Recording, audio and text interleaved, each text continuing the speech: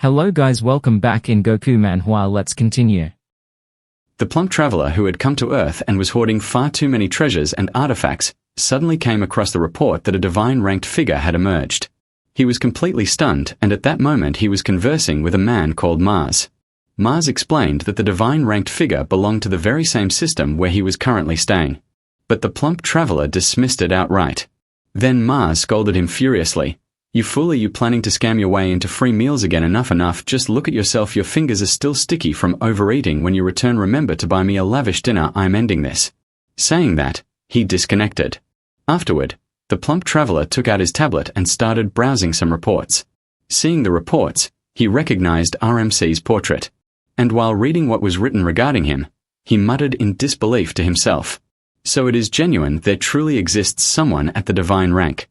Then he continued reading on, and again he muttered to himself, "The greatest prodigy in 13 realms across countless eras, and actually so close to me, impossible, utterly impossible."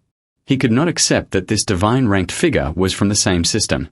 So he placed the tablet aside, once more drank his chilled coconut water, and while relaxing by the shore he chuckled and said, "How could fate treat me this poorly? This is nothing but needless concern. Oh right, there are less than 2 days left until the agreement I gave them. Why is there still no response from those fools? Yet it is time I push them again." Thinking this, he suddenly chuckled and then soared through the skies, directly descending near Cumberland. The instant Cumberland noticed the envoy behind him, he was horrified. Lowering his head humbly, he said, "It is a blessing for Cumberland to welcome your greatness." Immediately afterward, more warriors started arriving. Noticing the envoy, they declared, "Noble one, we sincerely beg forgiveness for appearing late." Afterward, each of them dropped to their knees, trembling before the plump envoy, bowing low to express their reverence. Observing them, the plump envoy grew enraged and said, "The command I issued, how is the progress with that task?" Hearing the envoy's demand, Cumberland uneasily lifted his gaze and used his psychic force to summon several jars filled with spirit stones. The plump envoy inspected the stones and counted their measure, but the spirit stones were woefully insufficient. His features twisted in fury, and with one savage kick at the jars, he roared, "Only this amount? What kind of insult is this? Is this the outcome of all the days you had to prepare? Are you mocking me, you worms? Do you think I am some beggar wandering the endless cosmos?" As he bellowed, he unleashed a dreadful tide of energy. The heavens instantly shifted hue. Thunder shook and fierce lightning tore across the clouds. Witnessing this, everyone was petrified. Quaking, they pressed their faces down and pleaded earnestly, "Please, noble one, restrain your rage." All were paralyzed by dread, uncertain what judgment awaited them. Just then, Lin Jiangyu arrived, and from afar she cried, "Halt a moment, revered envoy, our Azure realm is merely a lower-rank supply world. We truly cannot deliver so much. Moreover, we already offered an excess of spirit stone resources once before." Saying that, she placed herself before the envoy, bowed respectfully, and continued humbly, "We sincerely wish you will consider our plight." The instant the plump envoy heard Lin Jiangyu's plea, he sneered and gave a chilling laugh. "You want me to show consideration, and who will ever show consideration for me?" As he muttered this, his gaze sank into shadow. "This woman is a relentless defender of that celestial guardian, a constant obstacle in my path. The previous time I raised the quota by 300-fold, it was this woman who argued the most." His stare locked onto Lin Jiangyu, who stood resolute before him. Observing her, he decided, "Fine then, I will break you first."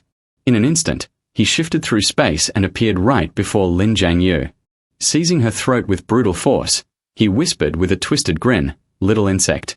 Trapped in his grasp, Lin Jiangyu shrieked in torment, struggling violently, unable to utter words, releasing only hoarse cries of pain as his grip crushed her windpipe.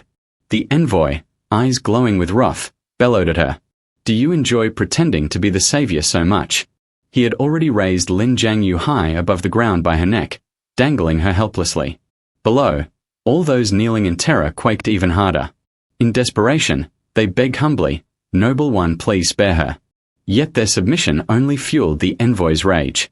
He roared savagely, "Do you fools also wish to die here?"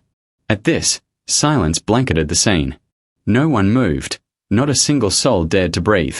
Cumberland, shivering uncontrollably, murmured faintly, "We should remain silent now." The envoy then thundered in fury, "I grant you 5 more days if after 5 days you still cannot produce the spirit stone quota I require." As he declared this, he tightened his hold upon Lin Jiangyu's throat even harder.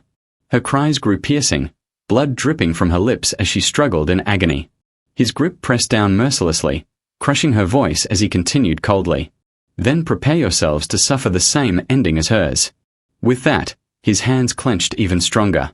But at that exact instant, a dazzling blade strike cut through the air, slashing straight into his arm. In a flash, the envoy's bloated hand was severed completely. Staggered and wounded, the envoy screamed, stumbling backward. His gaze darted wildly as he shrieked with rage. Who dares to strike at me who possesses such boldness? Just then, countless warships appeared, and the entire sky was sealed off by colossal fleets.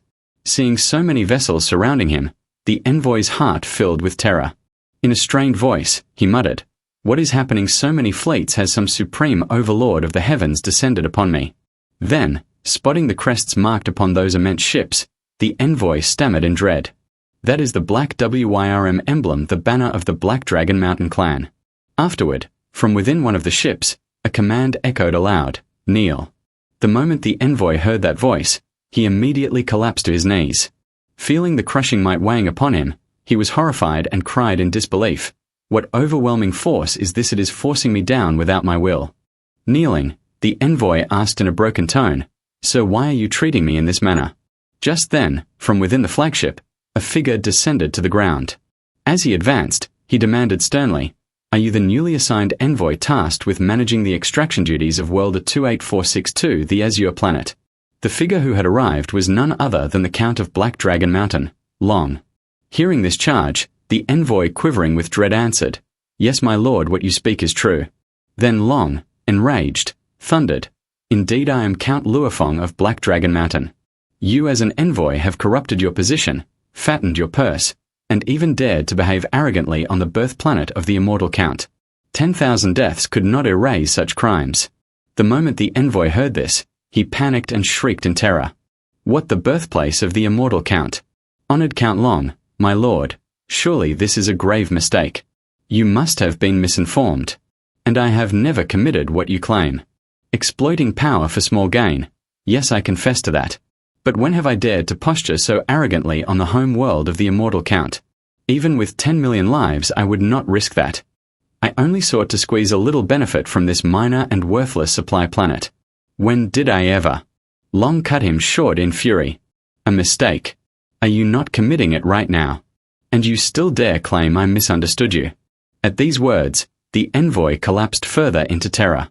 Trembling, he stammered, "And my lord's meaning is this insignificant Azure world is actually the birthplace of the immortal Count. Unbelievable, this star has never even produced a 10th rank warrior. How could it ever produce an immortal genius?" He began begging for mercy, sobbing uncontrollably, his voice cracking with despair. "My lord, there must be some great confusion here. I beg you see the truth as it is." Yet Long answered with an icy calm, "Lift your gaze and look.